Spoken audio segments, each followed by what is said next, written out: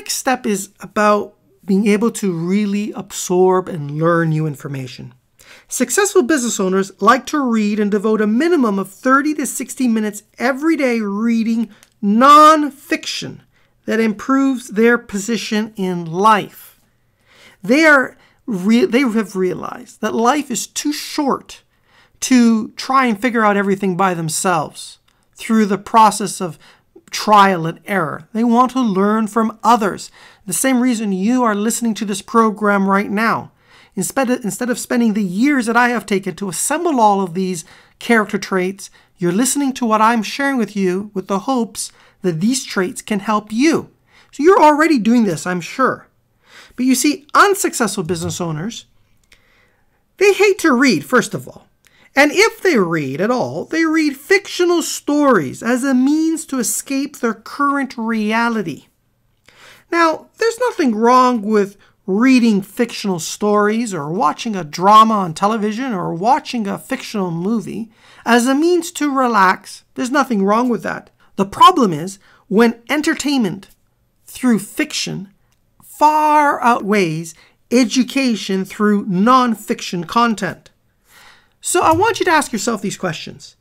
Assess how many books you have read in the last month. Go ahead, think about it. How many books have you read in the last month? You might ask yourself, how many of them were fiction and how many were non-fiction? Now ask yourself, what insights did you get from reading this material? Did you study it like a mad scientist?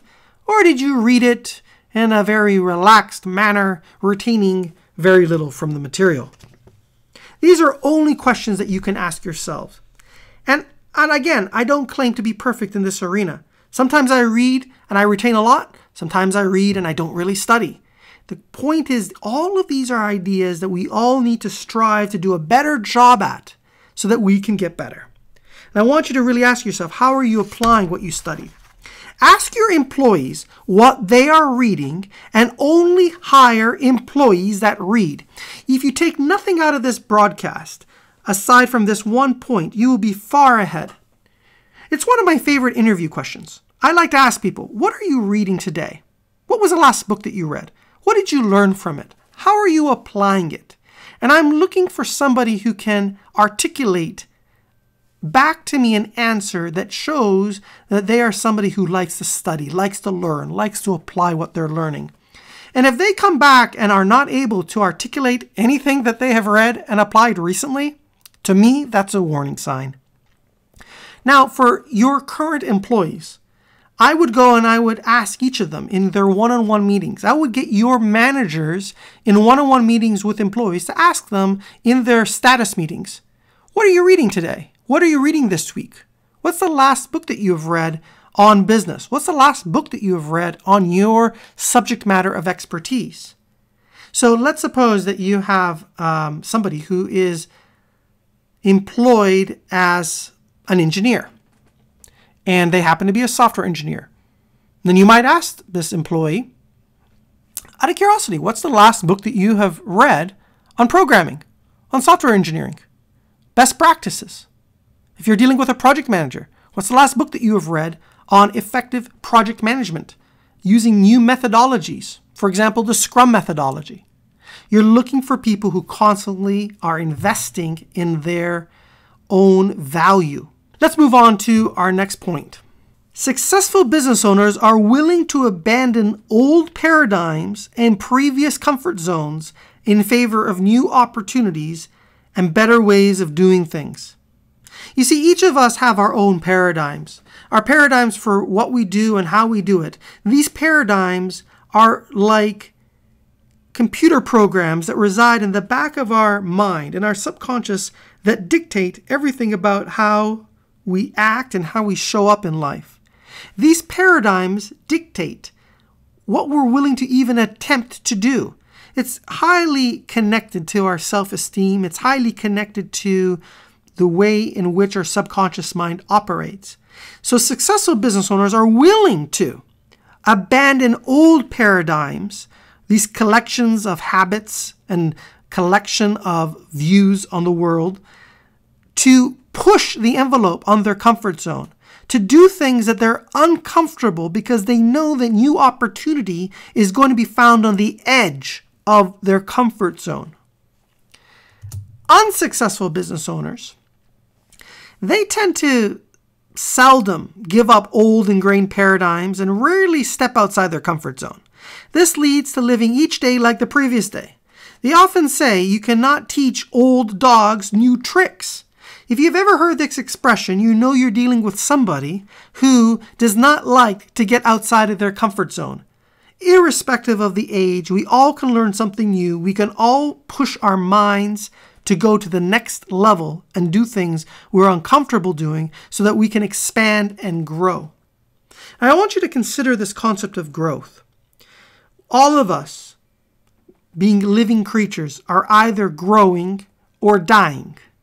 I want you to consider a plant. A plant is either growing, expanding, and searching for sunlight as it exchanges carbon dioxide for oxygen and takes water and nutrients from the earth and reaches for the sun to get taller, or it is in a process of decline and shrinking and dying and becoming more arid and drooping away from the sun.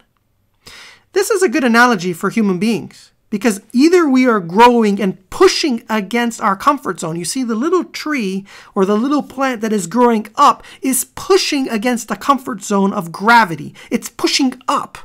It's struggling. See, it's pushing that comfort zone. That's where the beauty, that's where the excitement is. That's how you take an acorn and it turns into a beautiful oak tree. It's pushed up because of its pursuit for growth and exchanging the nutrients that surround it to allow for that growth. You need to be like that. You need to be somebody who's constantly advancing and growing. And in order for you to do that, you need to chase after opportunities that are on the edge of your comfort zone. Here's what I want you to do to move forward on this. For your business, I want you to write down your current financial snapshot. Go ahead, do this. Look at your income statement. If you don't have one, create one. If you don't know how to create one, get help in creating one. Look at your balance sheet. Look at your cash flow statement. I want you to take a look at the snapshot of your operation. Now imagine that you and I are having coffee 3 years from now. What level of growth would have had to have happened for you to be satisfied with your progress? This is a very powerful question. What we're doing is we're future pacing. We're future pacing into the future, which is 3 years from now, which is very believable in terms of a time frame. It's long enough for you to be able to do something substantial, but short enough that you can picture where you could be. So I want you to imagine, I'm going to repeat the question. Now imagine that you and I are having coffee 3 years from now. What level of growth would have had to have happened for you to be satisfied with your progress? Now I want you to put down that number. What level of growth needs to have happened for you to be happy? Now does this level of growth make you feel uncomfortable? That's the next question. Why or why not? If the number does not make you feel uncomfortable, I want you to double the sales and go through the same process.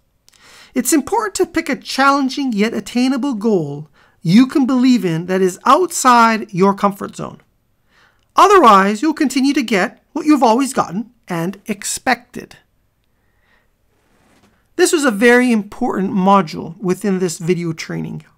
I really want you to get this message because it could change everything about your life and your business.